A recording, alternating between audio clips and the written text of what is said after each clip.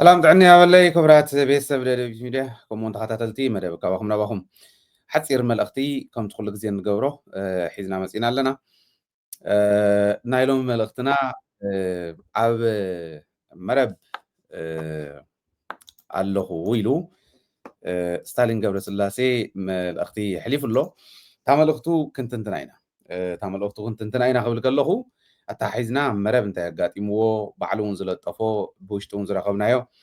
ሓዊስና ክንቀርብ ክንምኩር ኢና እንታይ ኣጋጢምዎ ኣብ መረብ ዝብል ክንርኢ ማለት እዩ ለዚ ስታሊን ኣብ መረብ ኮይኑ ናይ ትግራይ ናብ ትግራይ ገጽ ዘሎ ድልድልን ናብ ኤርትራ ገጽ ዘሎ ድልድልን እንዳረኣየና ነይሩ ናልባሽ እንታይ ይብል ከም ዘለኹ ክርዳእኩም ምእንታን ኣብ ማሕበራዊ ሚድያ ሪኢኹም ኢኹም ኣብ ሜይንስትሪም ሚድያ ኣብ ቴሌቪዥን ትከታተሉና ግን እንታይ ይብል ከም ዘለኹ ክርዳእኩም ምእንታን እታ ቪድዮ ክሪእኩም እሞ ድሕሪኡ ተወሰነ ክንብል ኢና ድሕሪኡ እውን ካሊእ መልእኽቲ ኣለና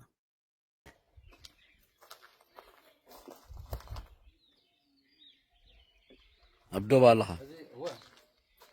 تملكتي سل إنسوار كباهل تلو بمغنياتي أبزيا أبي أتفعله أتقرأ الله أبزيا أتقرأ الله إثيوبيا الله أتقرأ زي إيريتريا أنت دلدل يا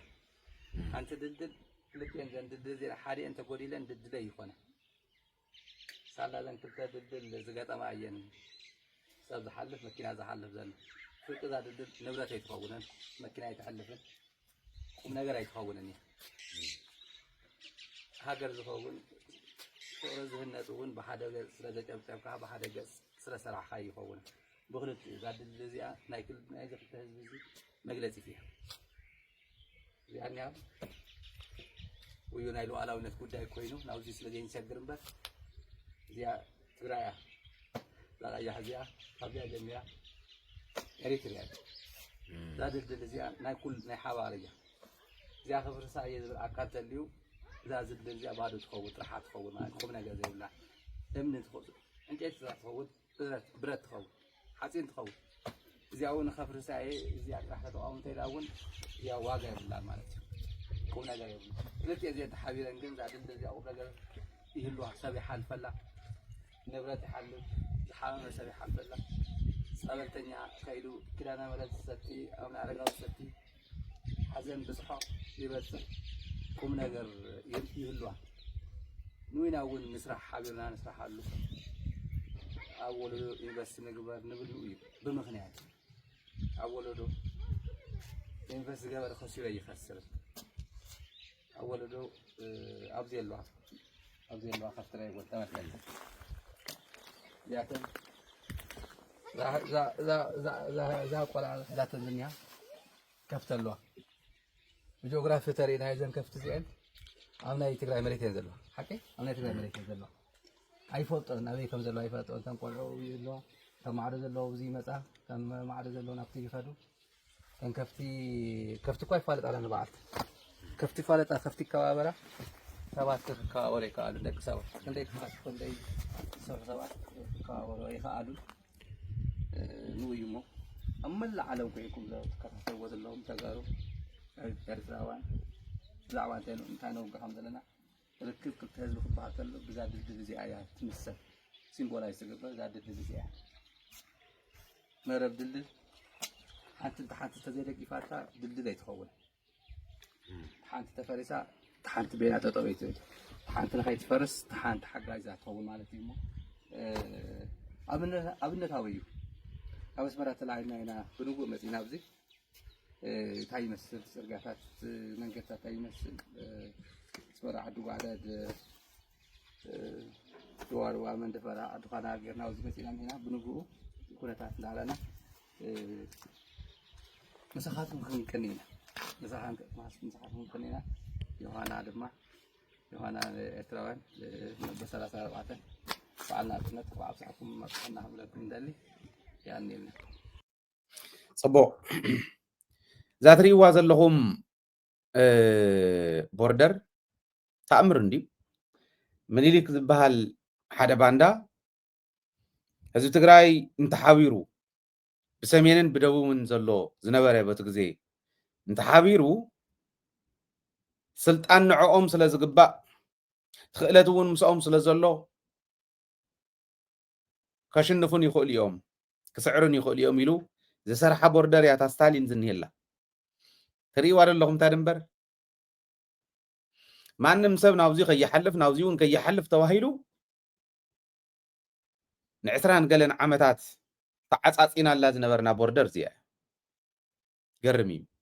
دلدل سريحة ختبك خلاها سب كي يسجر تخلكل منم عينت كي محلالف تخلكل واقع له تسابر له مو بوردر زيو تدارت عد حجر الصرح لنا صلعت الصرح لنا كين حبر كين عبي كين بزح كين بركت كين معبل سلت أنا كين ملس صلعت زقمت ودنبري تقرم يا تازني هلا كلرن ونفليات ندين تانا ارتراق أي حياتي أقعى تنحس انت نايدلدل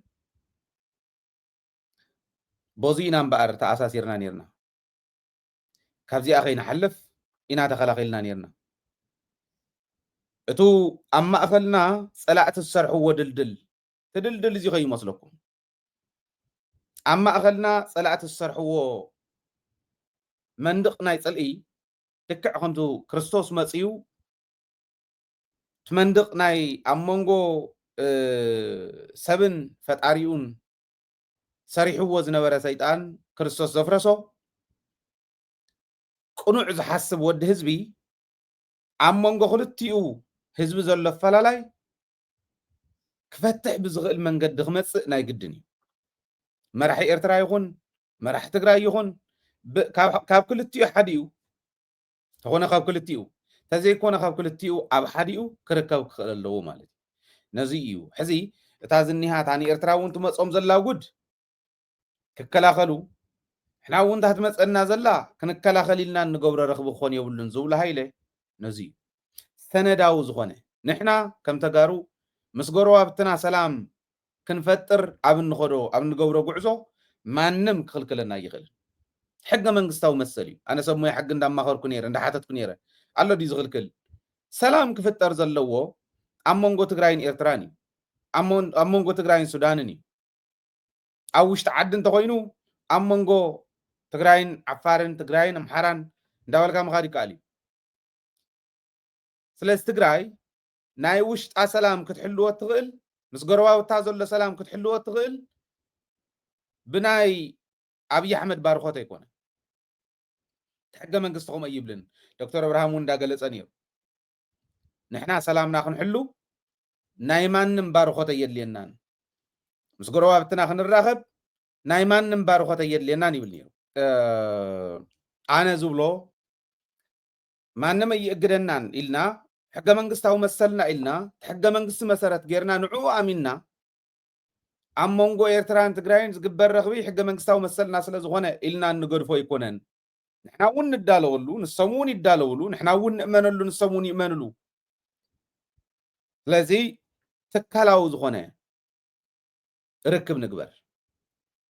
حق منقصتاو مسلون سلازغونا نحنا ون سلندليو زمتنا زلو فتنا ناي حبار فتنا ون كوما عينة رخب سلز تقلب زبل ما تكللني that's why بحابة رخب زركب زقبر رخبي أي تقمنان اوكي ولا تحزت السالين زقلت بوردر تعمز التحساسب اندي تزلنا له ستيج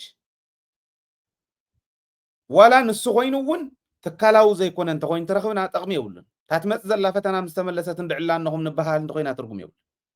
كحفرنا له تحز نبر الله بوردر تحز نبر الله ناي كلتينا تفلاليا كلر تقبين تنحصاوين كم زبل خراخب زخل دلدل سريح خاختوك خلها سبت خلكللو خون يولن سلام قمت دكتور ابراهيم ونزولو مانم يخلكلنا مسغروا بتنا سلام نمغبار كم زولو خبر الله بحال يعني حزب تاز ملكت منم زسكف ነገር كل يقول سلامي زلينا مس إيرترا مس أمحارة مس عفار مس السودان مس آجو مس كلهم سلامي زلينا ربح الناس طبعا نسوي سلامي اللي نطرح زي كونه نسلام بعتب كنصرح اللي نامسه بدم بينا نصرح له سلازي بزي من بزسكف ناقر كلنا يقول سو مس إيرترا سلامينا عندلي ما أنت سلام كأحن صرحنا بفلاي فت حزب يركب بقفي يخون كدول لنا إزولان من بزسكف ناقر يقول ناي قال أكل فقاد ورينا حتى تنمزي سلام نخصفن حزب خراخب ما كان دلايو خجبر منهم فولي فقادون أيدليو هكليو حق من قستاو مسليو كنتو زولزنا وركو حق من قستاو مسلنايو نقرقن كما أياتا مسلنا آلنا دينا إلا هن كدا زلنا ويس تكالاو غيرنا صباح نقو برقص ناي حبار حصل زغون ان كدا دعلو يكون زدلينا سلا زغون نقولنا زدل سلا زغون نقرقن تكالاو انت غيرنايو زلاق انت غيرنا استراتيجيك انت غيرنايو اتو نتازرأهم بوردر السرحة حلنا من يليكون زخسرلو نعو زقصلو زلو تاريخاويان صلاتون زخسرلو ناي بوتاتهم زقصلو زلو نحنا خاعه تناي بوتاتنا جግንነት ሒዝና بغلو زلو سلا زغون حد عين حزب سلا زغونه ناي بوتاتنا جግንነት ሒዝና تناي بوتاتنا غدلو قدم كسرح زنوره يحزي እዚ ኩሉ ጉዳጉድ ፈጢሩ ንሪኦ ዘለና እቲ ጎደሎ እንብሎ ቅድሚ ሕዚ ዝተሰርሐ ጎደሎ ግን ኣስተኻኺልና ክነሳግሮ ክንክእለልና እዚኡ ንክኾን እንተኮይኑ ሕጂ እውን ይብል ኣለኹ ኣነ እታ ፅምዶ ንድሕሪት ክትመልስ የብላን ልክዕ ፕሪቶርያ ውዕል ፕሪቶርያ ከም ንሕልወሉ እዚኣ እውን ንድሕሪት ክትምለስ የብላን ፅምዶ ተባሂሉ ብቃል ተጀሚሩለን ናበይ ነስግሮ ናብ ሰነድ ውዕል ፕሪቶርያ ኣብ መሬት ክትግበር ናብ መሬት ናብ ተግባር ነውዕሎ ፅምዶ እውን ናብ መሬት ክውዕል ናብ ተግባር ክውዕል ኣብ ሰነድ ነስፍሮ ትካላው ንግበሮ ዝብል መትከል ኣለኒ ሕዝታ ዶክተር አብርሃም ዝበላ ዝኾነ ፕራይድ ተምፅእ እንድያ ዝኾነ ፕራይድ ተምፅእ እያ ስምዒትካ ፅቡቅ በቃ የስ ገለ ተብል እያ እንኳዕኹም እበለ ክንዱእ ዝኣክል ድልዋት ዝኾኑ መራሕቲ እዮም ዘለውና ገለታት ኢልካ ከተጃህር ትኽእል እያ ግን ታተምፃ ለውጥ ግን እንታይ እያ ተባሂላ ግን ክትረአ ክትክእል ኣለዋ ኣብ እያ እዚኣ ዘረባ እያ እዚኣ ናብ ተግባር ተለዊጣ ዶ ዝብል ሕቶን ሕተቶም ማለት እየ ፅብቕቲ ኢሉ ኣብ ተግባር ተለዊጣ እንተኮይና ታረኽቢ ሰነዳዊት እንተጌርና እያ ታረኽቢ ትካላዊት እንተጌርና እያ ዘለቕቲ እየን ኩለን ውዕል ፕሪቶርያ እውን እከለ ከይብለና ኢልና ንገርፎ የብልናን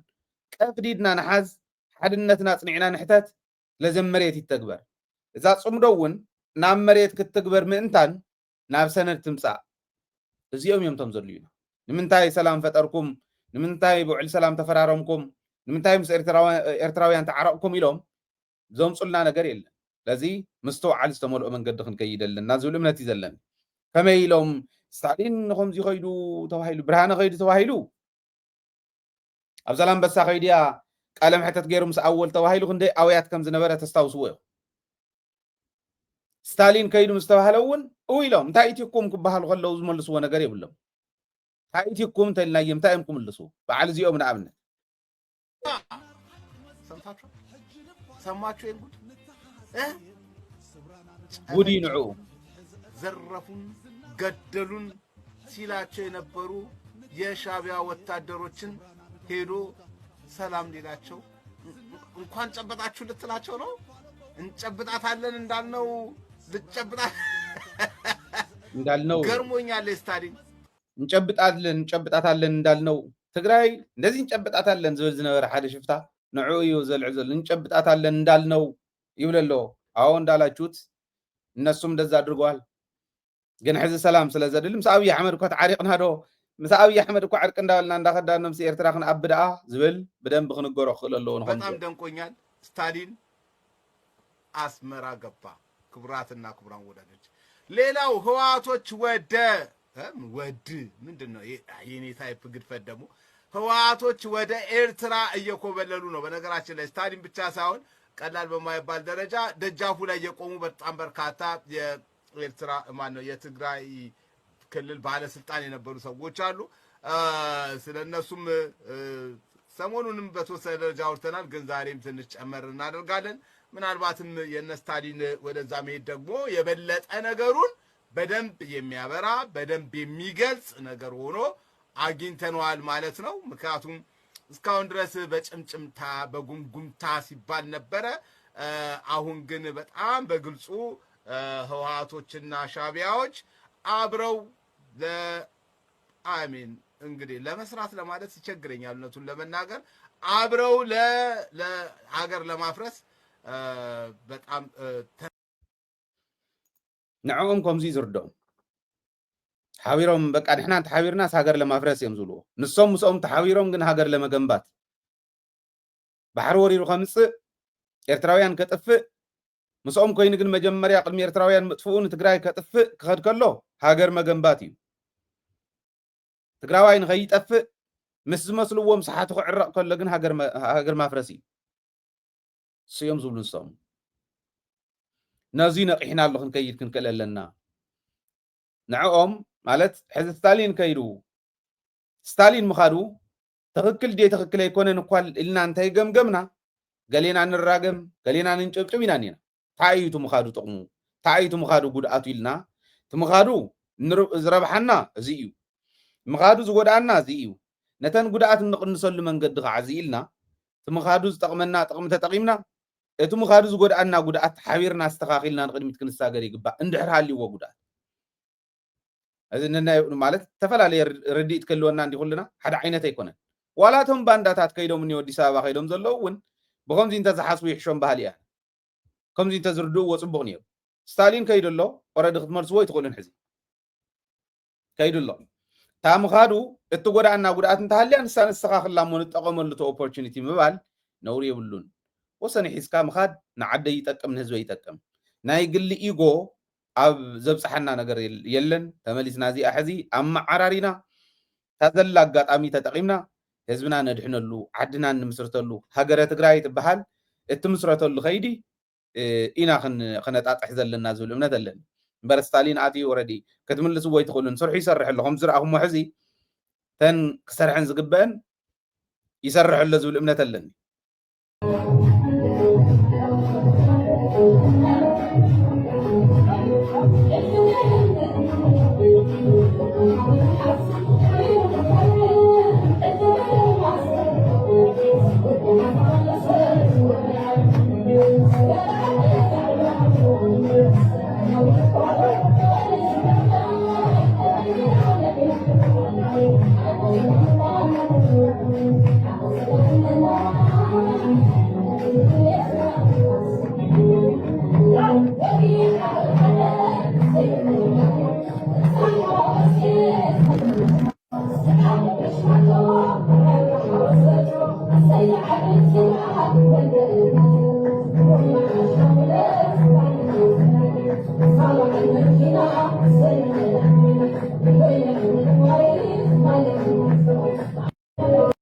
ኣብ